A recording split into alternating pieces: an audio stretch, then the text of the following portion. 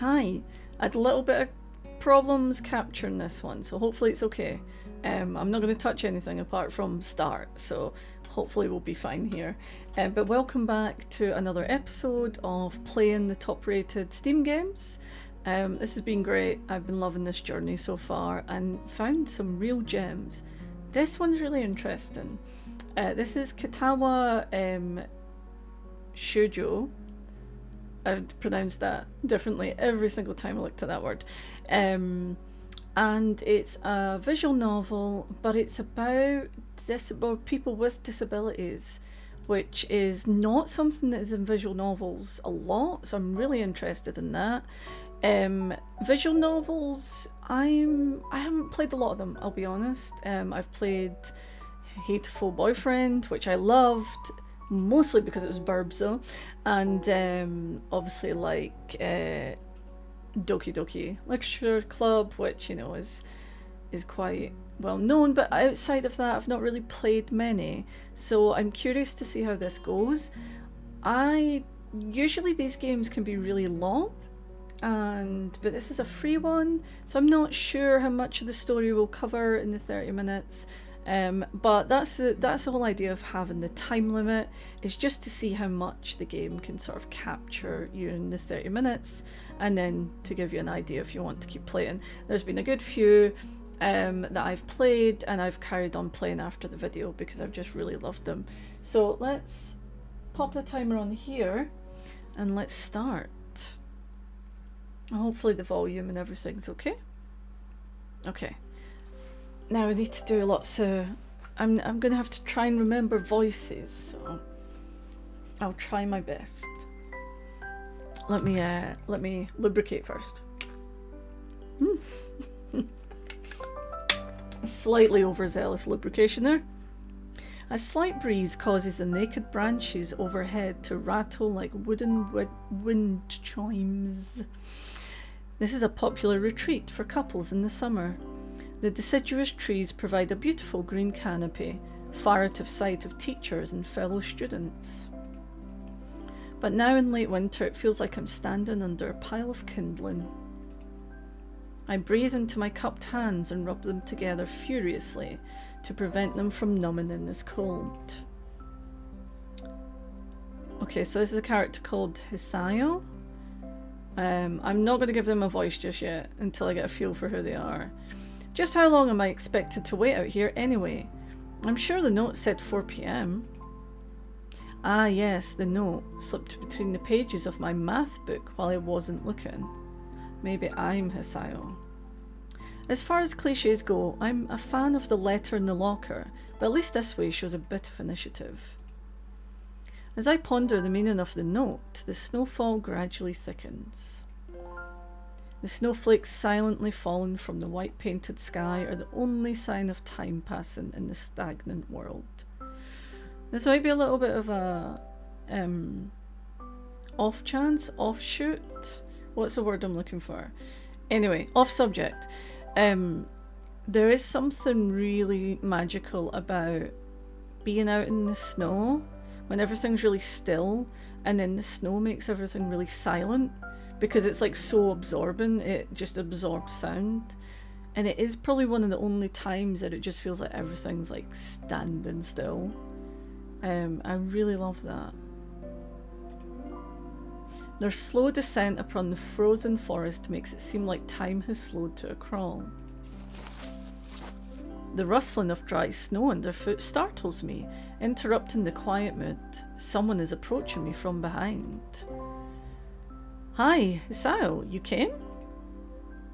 A hesitating, barely audible question. However, I recognise the owner of that dainty voice instantly. Okay, dainty. Dainty. Remember dainty. I'm just going to... This is going to be a bad idea, but I'm just going to move my camera. Here we go. I realised that my camera was blocking the chat, so I've moved it up a little bit. It's a voice I've listened to hundreds of times, but never as more than an eavesdropper to a conversation. I turn to face this voice, the voice of my dreams, and my heart begins to race. Ooh. Okay, so we're the guy on the left.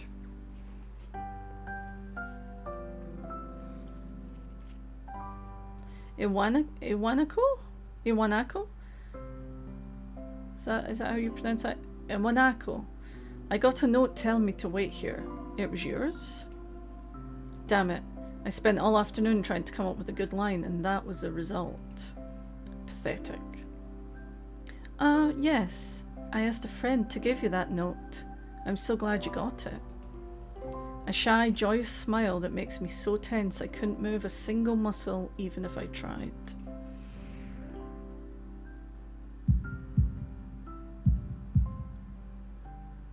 This isn't a horror, but that was quite scary.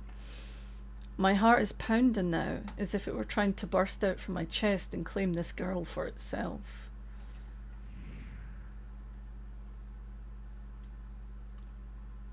So, here we are, out in the cold. Once again, the wind stirs up the branches. The cacophonous noise is music to my ears.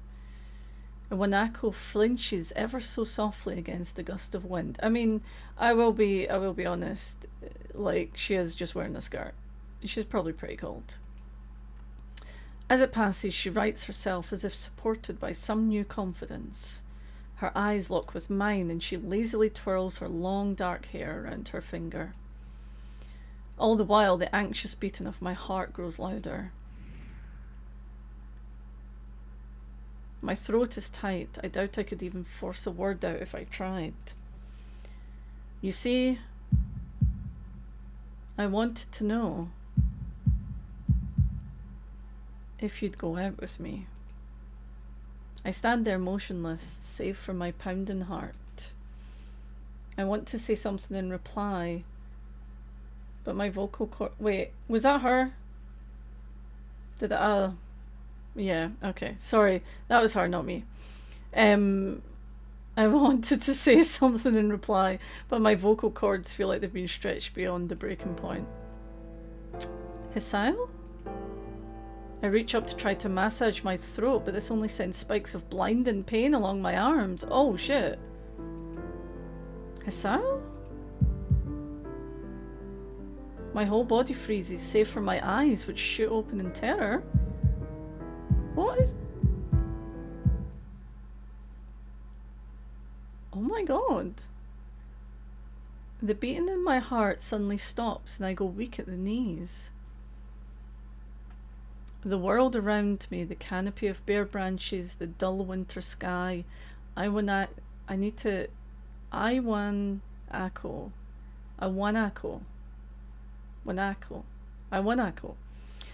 Running towards me, all these fade to black. The last things I remember before slipping away are the sounds of Iwanako screaming for help and the incessant clatter of the branches above. Okay, I googled how to pronounce that name. Every Google of it seemed to bring up stuff to do with this game, but the pronunciation seems to be Iwanako. So I'm gonna go with that. Hopefully that's accurate. So our characters had some kind of like serious medical thing.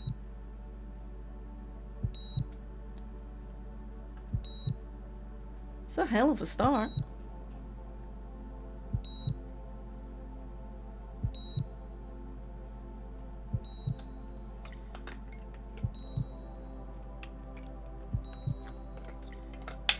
Oh, it's got a full intro and everything.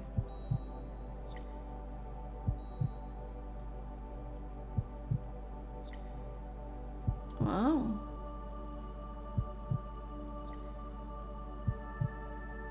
Oh, this is gonna get me, isn't it? This is gonna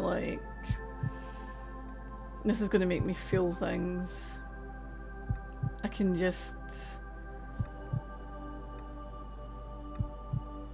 already tell. The animation is stunning, like... wow.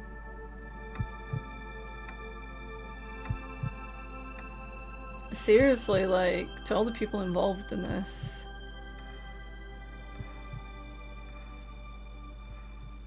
Really good work. It's been 4 months since my heart attack. In that whole time, I can probably count the times I've left this hospital room unsupervised on one hand. 4 months is a pretty long time when you're left alone with your thoughts, so I've had plenty of time to come to terms with my situation. Arrhythmia. A strange word, a foreign alien one that you don't want to be in the same room with. A rare condition. It causes the heart to act erratically and occasionally beat way too fast. It can be fatal. Apparently I've had it for a long time. They said it was a miracle that I was able to go on so long without anything happening. Is that really a miracle? I guess it was supposed to make me feel better, more appreciative of my life. It really didn't do anything to cheer me up. My parents, I think, were hit harder by the news than I was. They practically had 2 hemorrhages apiece. I'd already had a full day by then to digest everything. To them, it was all fresh. They were even willing to sell our house in order to pay for a cure. Of course, there isn't a cure. Because of the late discovery of this condition, I've had to stay at the hospital to recuperate from the treatments. When I was first admitted, I felt as if I was missed. For about a week, my room in the ward was full of flowers, balloons, and cards. But the visitors soon dwindled, and all the get-well gifts began trickling down to nothing shortly after. I realised that the only reason I'd gotten so many cards and flowers was because sending me sympathy had been turned into a class project. Maybe some people were genuinely concerned, but I doubt it. Even in the beginning, I barely had visitors. By the end of the first month, only my parents came by on a regular basis. So I just moved my camera back down there. Iwanako was the last to stop visiting. After 6 weeks, I never saw her again. We never had that much to talk about when she visited anyway. We didn't touch the subject that was between us on that snowy day ever again. This is hard. The hospital? It's not really a place I'd like to live in. The doctors and nurses feel so impersonal and faceless. I guess it's because they're in a hurry and they have a million other patients waiting for them, but it makes me feel uncomfortable. For the first month or so, I asked the head cardiologist every time I saw him for a rough estimate of when I'd be able to leave. He never answered anything in a straightforward way, but told me to wait and see if the treatment and surgeries worked. So I idly observed the scar that those surgeries had left on my chest slowly change its appearance over time, thinking of it as some kind of omen. An omen, sorry.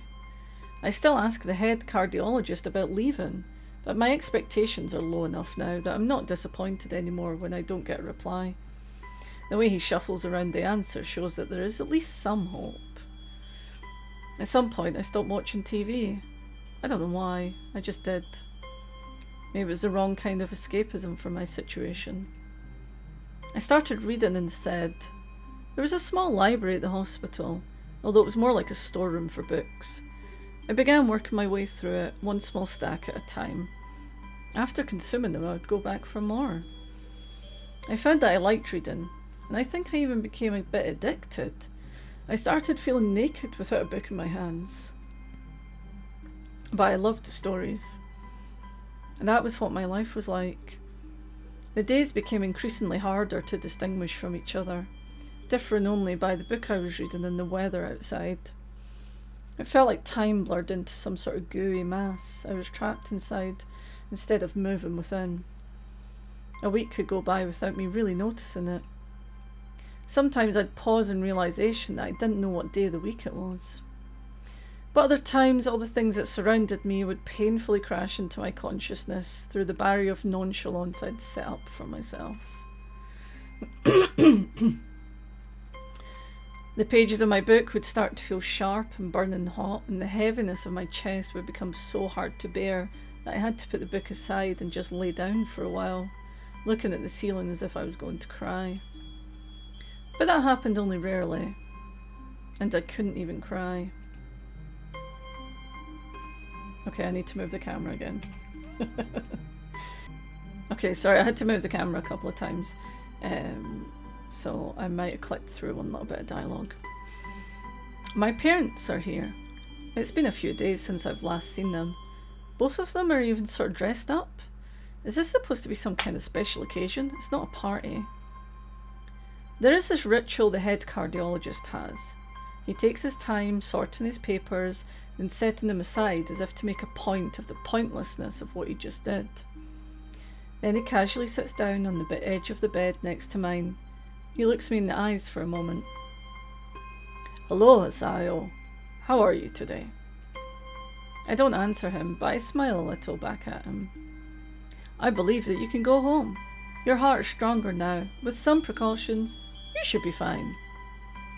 We have your medication sorted out. I'll give your father the prescription." The doctor hands a sheet of paper to my dad. His expression turns wooden as he reads it quickly. So many. I take it from his hand and take a look myself, feeling numb. How am I supposed to react to this? The absurdly long list of medications staring back at me from the paper seems insurmountable. They all blend together in a sea of letters. This is insane. Side effects, adverse effects, contraindications, and dosages are listed line after line with cold precision. I tried to read them, but it's so futile. I can't understand any of it. Attempting to only makes me feel sicker. All this for the rest of my life, every day? I'm afraid that is the best we can do at this point. However, new medications are always being developed, so I wouldn't be surprised to see that list fade over the years. Years? What kind of confidence booster is that? I'd have felt better if he hadn't said anything at all. Also, I've spoken with your parents and we believe that it would be best if you don't return to your old school. What? Please calm down, Hisayo. Listen to what the doctor has to say. Calm down?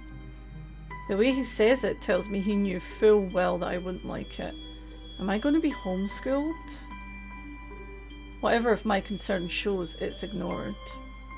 We all understand that your education is paramount. However, I don't think that it's wise for you to be without supervision. At least not until we're sure that your medication is suitable. So, I've spoken to your parents about a transfer.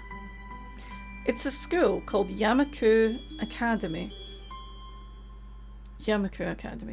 That specialises in dealing with disabled students. Disabled? What? Am I? It has a 24-hour nursing staff and it's only a few minutes from a highly regarded general hospital. The majority of students live on the campus. Think of it as a boarding school of sorts. It's designed to give students a degree of independence while keeping help nearby. Independence is a school for disabled kids. Don't try to disguise that fact. This writing is really good. I'm so in here, like I'm writing it. If it was really that free, then there would be 24-hour nursing staff and you wouldn't make a hospital being nearby a selling point. I understand what the character's saying. I understand we're going through the character's motions, but some people need 24-hour nursing, you know. Of course, that's only if you want to go, but your mother and I aren't really able to homeschool you. We went out there and had a look a couple of weeks back. I think you'd like it. It looks like I really don't have a choice. Compared to the other heart problems, people with your condition usually tend to live long lives. You'll need a job one day and this is a good opportunity to continue your education. This isn't an opportunity. Don't call it an opportunity. Don't call it a goddamn opportunity. Well, you should be excited at the chance to go back to school. I remember you wanted to return to school, and while it's not the same, a special school, that's an insult. That's what I want to say. It's a step down. It's not what you think. All the students there are pretty active in their own sort of way. It's geared towards students that can still get around and learn, but just need a little help, in one way or another. Your father's right. And why is the mother not saying anything? It's just like, well, I suppose I don't know the doctor's gender. I have presumed, which is wrong of me. It does feel like three guys talking to each other though. Your father's right, and many of the graduates of the school have gone on to do amazing things. A person doesn't have to be held back by their disability. One of my colleagues in another hospital is a graduate. I don't care. A person doesn't have to be held back by their disability. That's what disability is. I really hate that something so important was decided for me. But what can I do about it? A normal life is out of the question now. It's funny. I'd always thought my life was actually kind of boring, but now I miss it. I want to protest. I want to blame this lack of reaction on shock or fatigue. I could easily yell out something now. Something about how I can go back to school anyway. But no. I don't say anything. The fact is, I know. The fact is that The fact is that I know now it's futile. I look around the room, feeling very tired of all this. The hospital, the doctors, my condition, everything. I don't see anything that would make me feel any different. There really isn't a choice. I know this. But the thought of going to a disabled school? What are those even like? As much as I try to put a positive spin on this, it's very difficult. But let me try. A clean slate isn't a bad thing. That is all I can think of to get me through this. At least I still have something. Even if it's a special school, it's something. It's a fresh start and my life isn't over. It would be a mistake to just resign myself to thinking that. At the very least, I'll try to see what my new life will look like. Well, you've got the spirit, you know. We're presuming this is like a, you know, yeah. So he's a young school age kid. And so to get told that kind of stuff is that's not easy. That was the prologue. God, we've only got 8 minutes left. Wow. This gate looked far too pompous for what it was. In fact, gates in general seem to do that, but this one especially so. Red bricks, black wrought iron and grey plaster assembled into a whole that didn't feel welcoming at all. I wondered if it looked like what a gate for a school should look like, but couldn't... I wondered if it looked like what a gate for a school should look like, but couldn't really decide. Probably no. Okay, that's a tough sentence. Of course, I didn't want to get stuck on thinking about the gate for too long, so I entered through it with a brisk pace that felt surprisingly good. Moving forward feels good. So I walked towards the main building of Yamaku Academy with this brisk pace. I'm alone, as my parents had taken my stuff to the dorms, and there's supposed to be someone waiting for me. The grounds are incredibly lush, filled with green. I love that this is just like a photo of somewhere that they've just put like a Photoshop filter over. It doesn't feel like the kind of grounds a school would have, more like a park, with a clean walkway going past trees and the smell of fresh cut grass and all other park-like things. Words like clean and hygienic pop into my mind. It makes me shudder. I shake them off. Stay open-minded now, it's your new life. You have to take it as it comes. That's what I tell myself. A few big buildings loom behind the leafy canopies, too big and too many for just a school. Everything seems off. It's different from what I thought I knew about schools. It's an uncanny valley. Even though I was told this is my new school, in the back of my head it doesn't feel like one. I wonder if this feeling is real or caused by my expectations of a school for the disabled. Speaking of that, I don't see anyone else here. It's kind of eerie. It makes me wish there was somebody here so I could anchor myself to something tangible instead of having this feeling that I stepped into another dimension. The trees hum with the wind and the green hues flashing all around me catch my attention. Makes me think about hospitals again. How they say that the operating rooms are painted green because green is a calming colour. So why am I feeling so anxious despite all this greenery? Only after I stand in front of the haughty main building, I surprise myself by realising why the gate bothered me. It was the last chance I had to turn back, even if I had no life I could return to. But still, after entering, there was absolutely no way I could go back anymore. Feeling nervous with this realisation set in my head, I opened the front door. It does feel a little bit like a hospital. A tall man with bad posture notices me as I enter. We're the only people in the lobby, so it's only logical. You must be Nina... Nikki? Nakai. So you are. Excellent. I'm your homeroom and science teacher. My name is Mitu. Welcome. We exchange a handshake that's neither firm nor sloppy, and he looks at his watch. The head nurse asked you for a brief check and visit, but there's no time for that now. Oh, should I go later? Yes, afternoon's probably fine. We should get going and introduce you to the rest of the class. They're waiting already. Waiting for me? I don't really like being the centre of attention, but I guess it's inevitable in a situation like this. Somehow not knowing what's waiting for me makes me feel really nervous. That's quite natural. Gonna be honest. Thinking of this, I almost miss what the teacher's saying. Do you want to introduce yourself to the class? Why? Do I have to? Of course not. That's why I asked. Right. Let's go then. My heart is pounding in my chest and it keeps me thinking about my condition as I follow the teacher up the stairs. The third door down the third floor corridor is marked excuse me, is marked as the classroom for class 3-3. Okay. Mito opens the door and enters.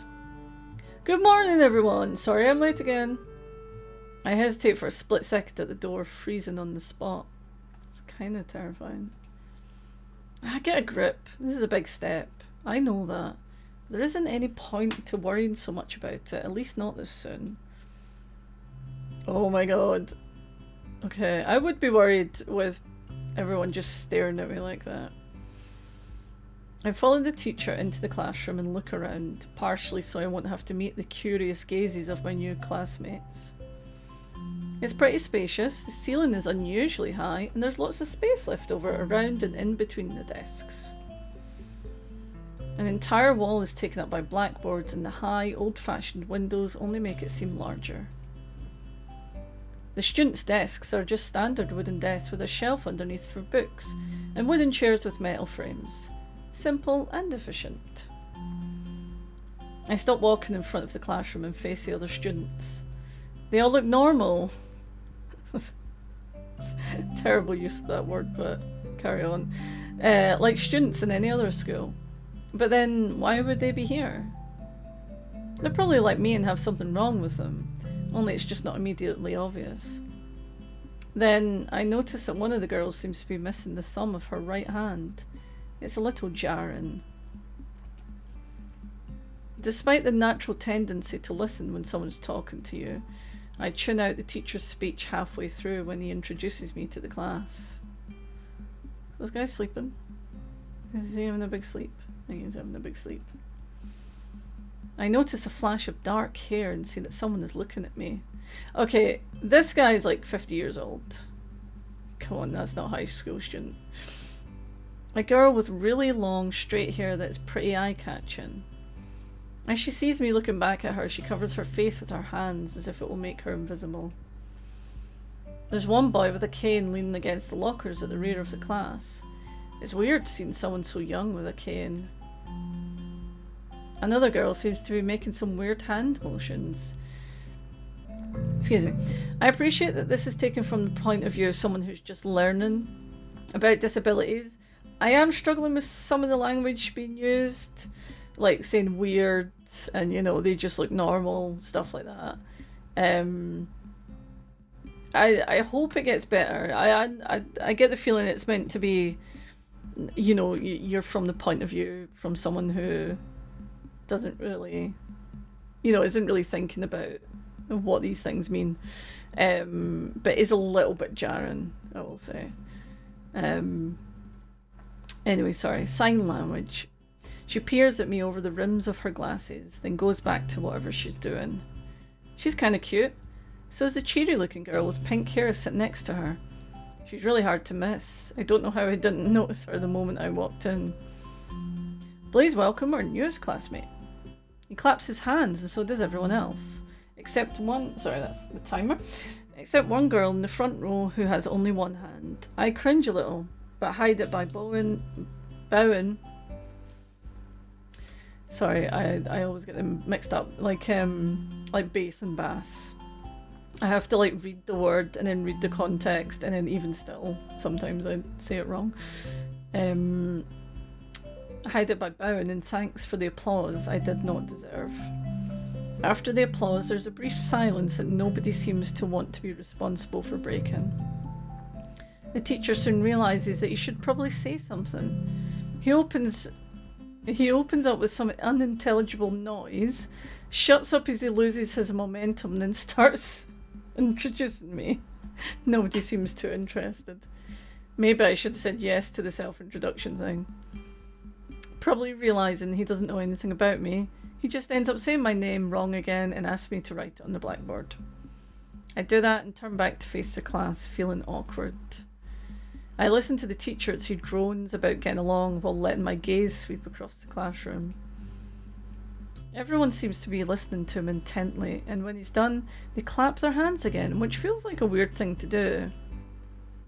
The first row girl claps in this round with her one hand against her other wrist that ends in a bandage stump.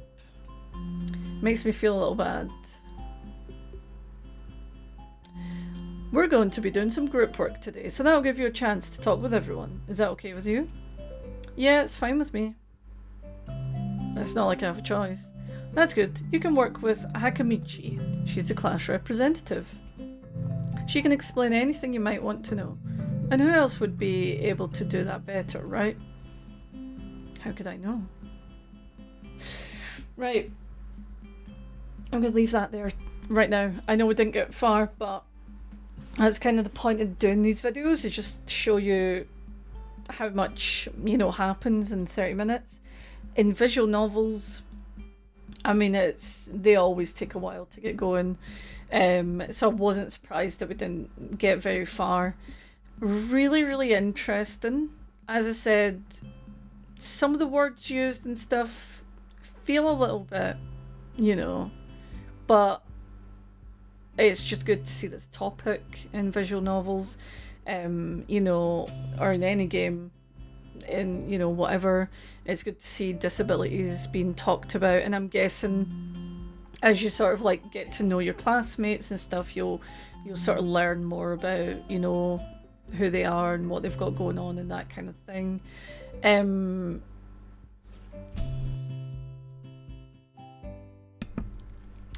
It's a really smart way of doing it, I think, in a sort of visual novel style. It can be hard to sort of talk about stuff like disabilities in other forms of games.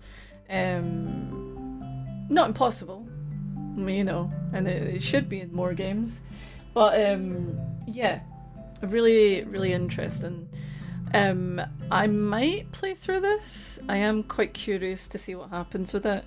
But if you're into visual novels at all, this looks good. The writing's pretty good, the art's pretty basic, but it's lovely enough. You saw the list of people at the start who are involved, so it's got quite serious, quite a involved team.